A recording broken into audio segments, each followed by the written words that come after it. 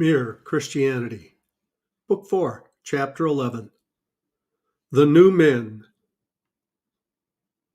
In the last chapter, I compared Christ's work of making new men to the process of turning a horse into a winged creature. I used that extreme example in order to emphasize the point that it is not mere improvement, but transformation. The next parallel to it in the world of nature is to be found in the remarkable transformations we can make in insects by applying certain rays to them. Some people think this is how evolution worked. The alterations in creatures on which it all depends may have been produced by rays coming from outer space. Of course, once the alterations are there, what we call natural selection gets to work on them, i.e., the useful alterations survive and the other ones get weeded out. Perhaps a modern man can understand the Christian idea best if he takes it in connection with evolution. Everyone now knows about evolution, though of course some educated people disbelieve it. Everyone has been told that man has evolved from lower types of life. Consequently, people often wonder, what is the next step? When is the thing beyond man going to appear? Imaginative writers try sometimes to picture this next step, the Superman as they call him. But they usually only succeed in picturing someone a good deal nastier than man as we know him, and then try to make up for that by sticking in extra legs or arms. But supposing the next step was to be something even more different from the earlier steps than they ever dreamed of. And is it not very likely it would be? Thousands of centuries ago, huge, very heavily armored creatures were evolved. If anyone had at that time been watching the course of evolution, he would probably have expected that it was going to go into heavier and heavier armor. But he would have been wrong. The future had a card up its sleeve which nothing at that time would have led him to expect. It was going to spring on him little naked, unarmored animals which had better brains, and with those brains they were going to master the whole planet. They were not merely going to have more power than the prehistoric monsters, they were going to have a new kind of power. The next step was not only going to be different, but different with a new kind of difference. The stream of evolution was not going to flow on in the direction in which he saw it flowing. It was only, in fact, going to take a sharp bend. Now, it seems to me that most of the popular guesses at the next step are making just the same sort of mistake. People see, or at any rate they think they see, men developing greater brains and getting greater mastery over nature. And because they think the stream is flowing in that direction, they imagine it will go on flowing in that direction. But I cannot help thinking that the next step will be really new. It will go off in a direction you could never have dreamed of. It would hardly be worth calling a new step unless it did. I should expect not merely difference, but a new kind of difference. I should expect not merely change, but a new method of producing the change. Or to make an Irish bull, I should expect the next stage in evolution not to be a stage in evolution at all. Should expect evolution itself as a method of producing change will be superseded. And finally, I should not be surprised if, when the thing happened, very few people noticed that it was happening. Now, if you care to talk in these terms, the Christian view is precisely that the next step has already appeared, and it's really new. It is not a change from brainy men to brainier men. It is a change that goes off in a totally different direction. A change from being creatures of God to being sons of God. The first instance appears in Palestine 2,000 years ago. In a sense, the change is not evolution at all because it is not something arising out of the natural process of events, but something coming into nature from outside. But that is what I should expect. We arrive at our idea of evolution from studying the past. If there are real novelties in store, then of course our idea based on the past will not really cover them. And in fact, This new setup differs from all previous ones, not only in coming from outside nature, but in several other ways as well. 1. It is not carried on by sexual reproduction. Need we be surprised at this? There was a time before sex had appeared. Development used to go on by different methods. Consequently, we might have expected that there would come a time when sex disappeared, or else, which is what is actually happening, a time when sex, though it continued to exist, ceased to be the main channel of development. At the earlier stages, living organisms have had either no choice or very little choice about taking the new step. Progress was in the main something that happened to them, not something that they did. But in the new step, the step from being creatures to being sons is voluntary. At least voluntary in one sense. It is not voluntary in the sense that we, of ourselves, could have chosen to take it or could even have imagined it. But it is voluntary in the sense that when it is offered to us, we can refuse it. We can, if we please, shrink back. We can dig in our heels and let the new humanity go on without us. 3. I have called Christ the first instance of the new man. But of course, he is something much more than that. He is not merely a new man, one specimen of the species, but the new man. He is the origin and center and life of all the new men. He came into the created universe of his own will, bringing with him the Zoe, the new life.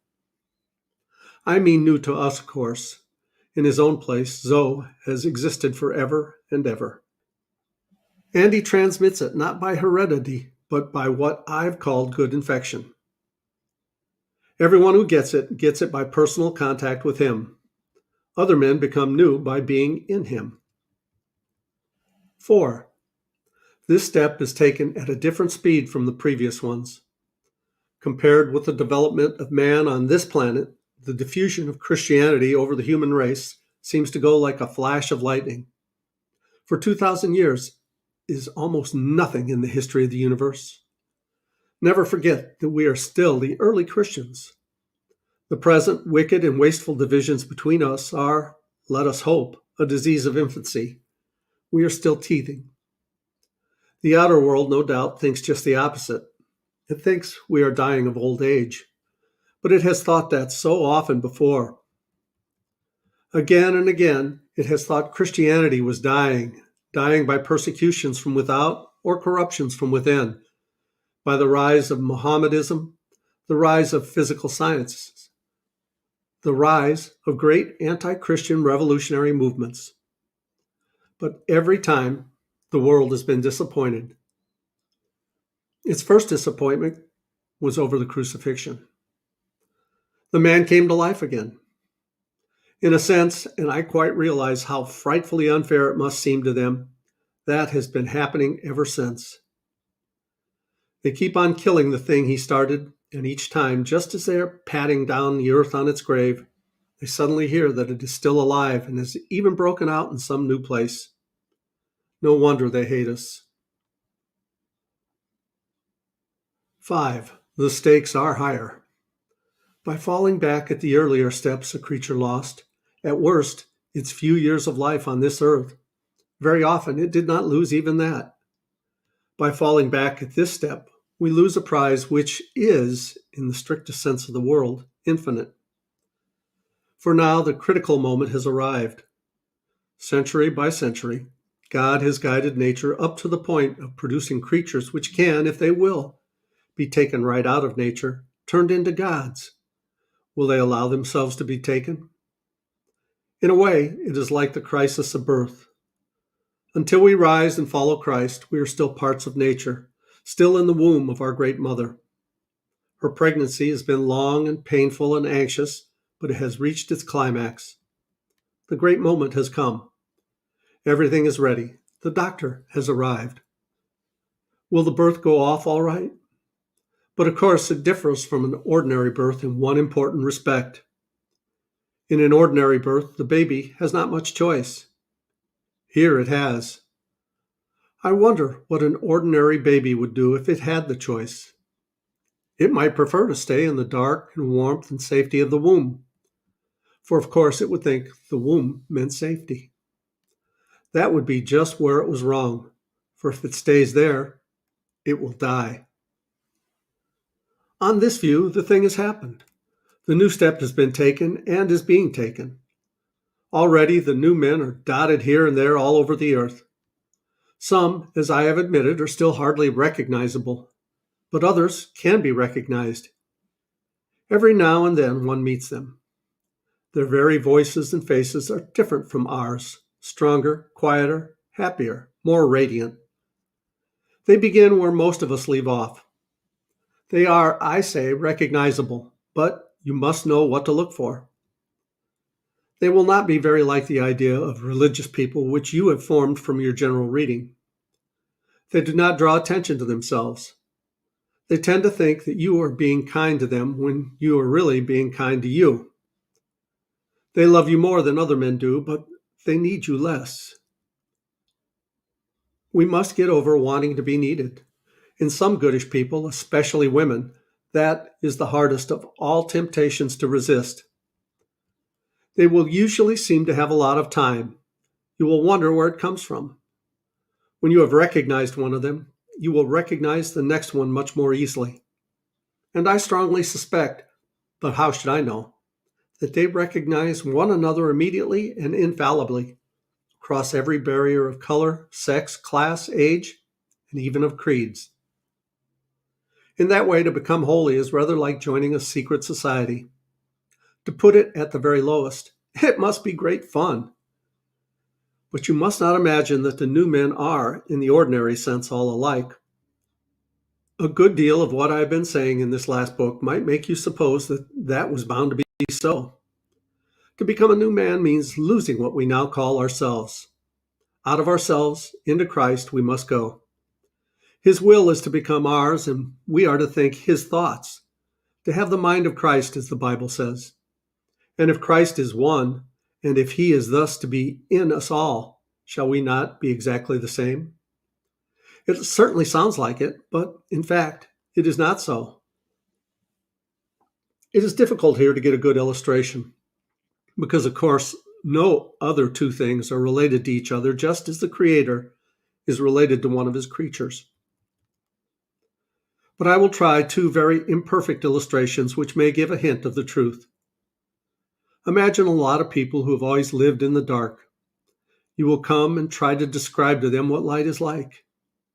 You will tell them that if they come into the light, that same light would fall on them all, and they would all reflect it and thus become what we all call visible. Is it not quite possible that they would imagine that since they were all receiving the same light and all reacting to it in the same way, i.e., all reflecting it, they would all look alike? Whereas you and I know that the light will in fact bring out or show up how different they are. Or again, suppose a person who knew nothing about salt. You give him a pinch to taste and he experiences a particular strong, sharp taste. You then tell him that in your country, people use salt in their cookery. Might he not reply, in that case, I suppose all your dishes taste exactly the same, because the taste of that stuff you have just given me is so strong that it will kill the taste of everything else. But you and I know that the real effect of salt is exactly the opposite. So far from killing the taste of the egg and the tripe and the cabbage, it actually brings it out. They do not show their real taste till you have added the salt. Of course, as I warned you, this is not really a very good illustration, because you can, after all, kill the other taste by putting in too much salt, whereas you cannot kill the taste of a human personality by putting in too much Christ. I am doing the best I can. It is something like that with Christ in us. The more we get what we now call ourselves out of the way and let him take us over, the more truly ourselves we become. There is so much of him that millions and millions of little Christs, all different, will still be too few to express him fully. He made them all. He invented, as an author invents characters in a novel, all the different men that you and I were intended to be. In that sense, our real selves are all waiting for us in him. It is no good trying to be myself without him. The more I resist him and try to live on my own, the more I am dominated by my own heredity and upbringing and surroundings and natural desires. In fact, what I so proudly call myself becomes merely the meeting place for trains of events which I never started and which I cannot stop. What I call my wishes become merely the desires thrown up by my physical organism or pumped into me by other men's thoughts or even suggested to me by the devils. Eggs and alcohol and a good night's sleep will be the real origins of what I flatter myself by regarding as my own highly personal and discriminating decision to make love to the girl opposite to me in the railway car. Propaganda will be the real origin of what I regard as my own personal political ideals. I am not, in my natural state, nearly so much of a person as I like to believe. Most of what I call me can be very easily explained. It is when I turn to Christ, when I give myself up to his personality, that I first begin to have a real personality of my own. At the beginning, I said there were personalities in God. I will go further now. There are no real personalities anywhere else. Until you have given up yourself to him, you will not have a real self. Sameness is to be found most among the most natural men, not among those who surrender to Christ. How monotonously alike all the great tyrants and conquerors have been. How gloriously different are the saints. But there must be a real giving up of the self. You must throw it away blindly, so to speak. Christ will indeed give you a real personality, but you must not go to him for the sake of that. As long as your own personality is what you are bothering about, you are not going to him at all. The very first step is to try to forget about the self altogether. Your real new self, which is Christ's and also yours, and yours just because it is his, will not come as long as you are looking for it. It will come when you are looking for him. Does that sound strange? The same principle holds, for more everyday matters. Even in social life, you will never make a good impression on other people until you stop thinking about what sort of impression you are making. Even in literature and art, no man who bothers about originality will ever be original. Whereas, if you simply try to tell the truth without caring twopence how often it has been told before, you will 9 times out of 10 become original without ever having noticed it. The principle runs through all life from top to bottom. Give up yourself, and you will find your real self. Lose your life, and you will save it. Submit to death, death of your ambitions and favorite wishes every day, and death of your whole body in the end. Submit with every fiber of your being, and you will find eternal life. Keep back nothing. Nothing that you have not given away will ever be really yours. Nothing in you that has not died will ever be raised from the dead.